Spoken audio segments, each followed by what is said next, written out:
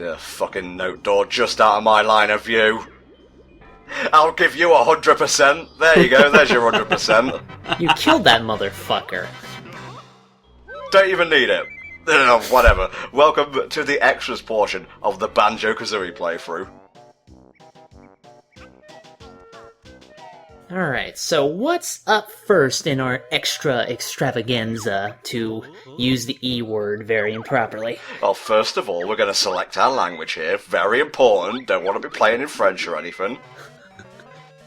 Le banjo et le kazooie. Le banjo? What the hell is that? That was one of the save file Easter eggs, by the way. As I said at the beginning, the first save slot launches Banjo out of his window. You know, he's lying in bed. Second one, the wall revolves. And the third one, the chair just goes boing! But what we're doing now is we're heading back to Banjo's house to show off a little bit of a secret. Thankfully, Grunty is no more. She's trapped underneath that rock. But her magic is still prevalent, oh my god! It's everywhere. I can't get away from it. Well, she's only just under that rock, so it's not like she's exactly gone anywhere. True. See, there's Hammerhead Beach. Mm-hmm. There's Fungus Forest. Mm-hmm. There's the clock on the wall. Got that from IKEA, yes. That's a picture of balls, which we need to get a little bit closer to. Not in the right angle, don't worry, I'll get it right eventually. Just stare at bottles longingly.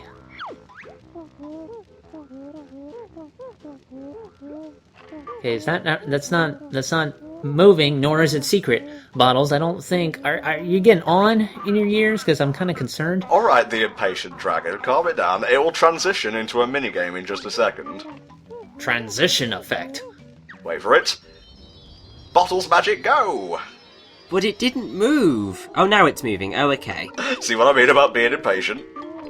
Bottles is a dark sorcerer, known for many minigame-based spells.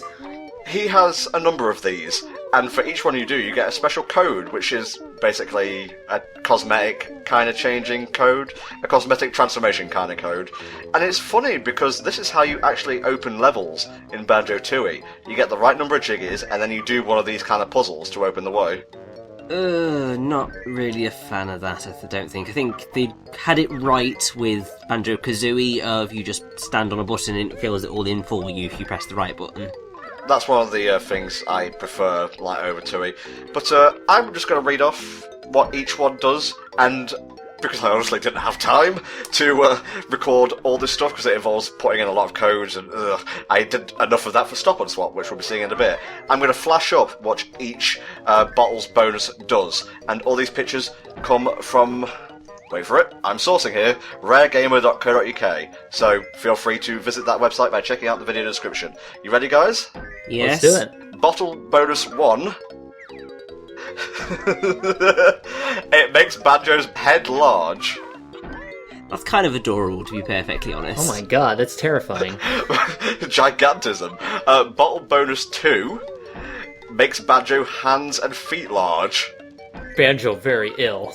Yes, the Hobbit spell. Bottle's bonus 3 makes Kazooie's head and wings large. Living large and in charge. That's kind of reminded me of Star Wars Super Bombad Racing, oh my god. Yeah. Bottle bonus 4 makes Banjo's head small and his torso long and sausage-like. That's a thing. That one's amazing, I like that. It's like, oh, I'm buff Banjo. Bottle bonus 5 makes Banjo's head small, his feet and hands large, and gives him a sausage body. That is terrible. Why would you want to play as that? Why not? And Big Bottle's bonus makes Banjo's head, hands and feet, and Kazooie's head and wings large. So basically it's Chibi Banjo and Chibi Kazooie.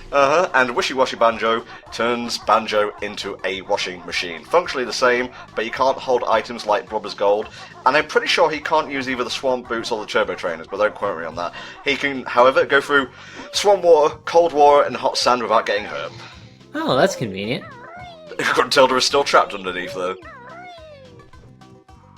Now you may be wondering, why are we heading back into Gruntilda's lair? Well, I'll tell you in a second, because I got a little bit of trivia about the bottle stuff first. If you try and activate the challenge without having gotten the Sandcastle Jiggy from Treasure Trove Cove, you can't do the minigame before you get that. Kazooie will call Bottles Barrel Boy, sort of indicating that Donkey Kong was meant to take Bottles' place to begin with. Ah. die. Oh yes. Alright guys, now it's time to get into the serious shit. Stop and swap. I'm sure, as ignorant of Banjo as you guys were before you did the playthrough, you know about stop and swap. Well, I do now. Well, because you've got a copy of my notes, Mr. Man. Well, I had a copy of your notes. I don't quite know what I've done with them since. Okay, well, here we go. The really juicy stuff. Stop and Swap is the stuff of gaming legends. It was originally going to allow people who owned both Kazooie and Tooie to unlock stuff in the latter game through collecting stuff in the former. As we saw in the last part, getting all 100 Driggies in Kazooie gives you the proper ending. As we've already seen, Mumbo teases us with some of the secret eggs, but we're going to go into detail here and use hidden codes to show off these places properly, and as you can tell, they are quite long and complex. First, let's talk about the technical side of Stop and Swap. And yes, we've got another instance of me being a motor mouth, don't worry, I'll stop eventually. The method, by which I mean Stop and Swap, would have been used, as you can probably guess, is to, after collecting the special items in Kazooie, you would turn off the game and literally swap out the Banjo-Kazooie cartridge with the Banjo-Tooie one. Thanks to the N64's hardware, you would have had 10 seconds to do this. Unfortunately, though, due to revisions in the N64's hardware, which reduced this time from 10 seconds to 1, this idea became impractical and had to be abandoned. Yeah, I don't think they would have worked. They should have used lock-on technology. Sega had that thought out well. Yeah, like Banjo-Kazooie and Knuckles, good stuff. Flash forward to Banjo-Tooie. Rare, deciding to press on with the idea, decided to handle Stop and Swap in a different manner. 2 of the mystery eggs and the ice key were hidden within secret Banjo-Kazooie cartridge items and scattered throughout the game, with a 3rd mystery egg waiting in a certain location. Yes, they all had googly eyes. Of course. I'm talking about the cartridges, not the items in. Everything should have had googly eyes. In Banjo-Kazooie, there's 6 coloured eggs and the ice key. In Tooie, the pink, blue and yellow mystery eggs, after being hatched, granted the player special rewards. The pink egg granted a new move called Breagle Bash, in which Banjo uses Kazooie like a flail. It's kind of like a short-range kind of attack. The blue egg granted the player a homing eggs cheat, which is super useful, and the 3rd and final mystery egg, the yellow egg, which was found in a character called Heggy's house, instead of a Banjo-Kazooie cartridge, and this one, Kazooie had to hatch herself, unlocked the Jinjo in multiplayer mode. He was kind of like Oddjob in GoldenEye. Yes, there was a FPS mode in Tooie, as we've already discussed. What I've done here is actually enter all the codes for these individual items off screen, because otherwise this would have tacked on another 5 to 10 minutes. Yeah, I don't think any of us would have quite wanted to see you typing in all of those things for every single mystery egg, because Jesus Christ, that took forever. Thankfully, the first one, which is the pink mystery egg, which we've already seen in the ending, the cheat, and you have to say cheat, or spell out cheat before you enter this, is after the sea it rises to reveal more secret prizes. Well, that's just long and ridiculous. Okay, we already got you, Jinjo. You just go home. Yeah, they're all rhymes. So, since we know what's going to happen for this mystery egg, I am going to read a little bit more. The final item you could get into was the ice key, which unlocked a huge ice safe on, I believe, the ice side of Hellfire Peaks, which contained a Mega Globo. Yes, the Stop and Swap stuff has its own unique music. Globos were essentially the currency for transformations in Tooie. Using the Mega Globo, players could turn Kazooie into a dragon, which gave her a flamethrower ability by holding B when standing still, and unlimited fire eggs. Nice. Oh my god, that sounds amazing. In the Xbox Live version, I'll probably mangle the explanation for this, so I'll just go ahead and read off the explanation from the Banjo Wikia, that tome of knowledge. Unlike the original Banjo-Tooie, the Stop and Swap's items are not available in the game unless they were collected in Banjo-Kazooie Xbox Live Arcade, in which case the player starts with the items already collected. The Stop and Swap items will be available in Banjo-Kazooie once the player has a save file in Tooie or in Nuts and Bolts. This includes the Nuts and Bolts demo. Heggy will hatch all the eggs, which will unlock the 3 rewards from the original, Breagle Bash, Jinjo, and Homing Eggs, along with a gamer pick, an Xbox theme, and Stop and Swap 2. The ice key is still used to access the Mega Globo. Upon completion of the Stop and Swap's new blueprints, oh, sorry, I read that wrong. Upon completion of Stop and Swap, new blueprints will become available in Nuts and Bolts if the player has Logs Lost challenges. Oh my god, my voice is starting to cut off. Oh boy. This is why I let Mexi do all the talking. Pretty much. It's also why I tend to do the most of the trivia stuff, because I'm just like, yeah, I'll just read and read and read and read and read, and it's fine. Next, we're going to head inside the secret chamber. We are, of course, in Gobi's Valley, and the cheat for this one, after inputting cheat, is a desert door opens wide. Ancient secrets wait inside.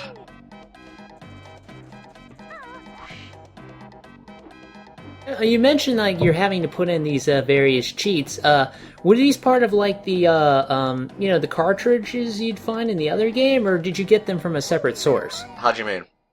The cheats to activate these various eggs, were they like, where did you find them exactly? Where were you originally supposed to get them? I'm honestly not sure, because they're not in the game as far as I'm aware. I guess Rare gave them out at a later date, and I entered every single one, and Gruntilda didn't say anything, so I'm not really sure if they're part of the cheating threshold or not. I guess maybe what they would have done is maybe as like a special event, they handed them out in a magazine or something like that. That's what I would assume. Possibly while crying, because StopAtSwap was not possible at the time. Most likely, yes. Oh, poor Grant Kirkhope, he who designed every function of Banjo-Kazooie, Tooie, and Donkey Kong 64. Always nice to come back to Freeze Easy Peak. We are, of course, getting the ice key here from Waz's Cave, and after you enter cheat, enter this in the Sandcastle in Treasure Trove Cove. Now you can see a nice ice key, which you can have for free. There you go. I have to say, I do feel sorry for whoever had to come up with all the rhymes in this game, because, like, almost every other line in the game has a rhyme. Yeah, including that one. Oh, the ice key. It's beautiful. Because this is the only secret you can literally see, like, in the, non-cheated version of the game. So it just fascinated me for years. It is kind of just a massive cock tease, really, isn't it? I like how Kazooie says stuff here, because... Fuck you, Wazza. Because in the second game, obviously Kazooie is the one who benefits from the ice key. It's a bit of forward planning, eh? There's actually 2 StopAtSwap items here in Man Monster Mansion. I'm not really sure why.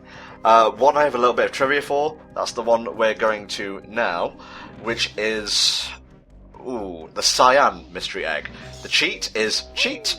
Don't you go and tell her about the secret in her cellar. Because, of course, they had to have a basement cellar thing in the horror level. According to the Banjo Wikia, the barrel in which the cyan egg is located has the number string 1881 stamped onto it, and I think the other barrels do as well. This is a reference to a game called A Tick Attack, which was one of Rare's first games. Not sure why, since I've never played it, but there you go. I think it's on the Rare Replay collection. I'm starting to wonder if these eggs are like Kinder Surprises.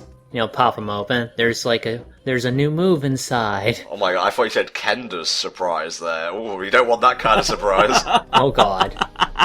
Surprise, it's the Laura Sue Chronicles. Well, when I say Kenders, I think of the Erase from Dragonlance Dungeons & Dragons and how everybody hates them because they're always played so badly, so that's what I think of. It's on top of Logo. I'm not sure if I want to go over there. Logo, I just got it. This one is cheat. Amidst the haunted gloom, a secret in the bathroom. No idea why the egg's here. There's, no reference to it at all. I eat your poo. Goodbye, Logo. It has been a treat. Speaking of not being a tree, here's Rusty Bucky Bay. Oh no! We're heading towards the captain's quarters now, and the code for this one is cheat. The secret you'll be grabbing in the captain's cabin. Huh, pretty direct. It's not like Fly, is it? Because I know we needed that HM. I got a couple of bits of trivia for you here. In Grabbed by the Ghoulies, that rare masterpiece, there is a chalkboard that reads, collect ice key, collect 4 eggs, open secret level. This has been presumed to be nothing more than a way to mock fans, but it is unknown whether it's fake. I'd say that would be a pretty glorious middle finger to fans if it was actually a real thing in the Grabbed by the Ghoulies game that just nobody's figured out yet. Yeah. The first part of the theme that plays when Banjo enters an area containing a StopAtSwap item was later used in Donkey Kong 64, where it plays when Troff and Scott open a boss door. Waste not, want not. The final one, now the yellow mystery egg. The cheat needed for this one is cheat, now Banjo will be able to see it on Namnuk's table. That doesn't rhyme.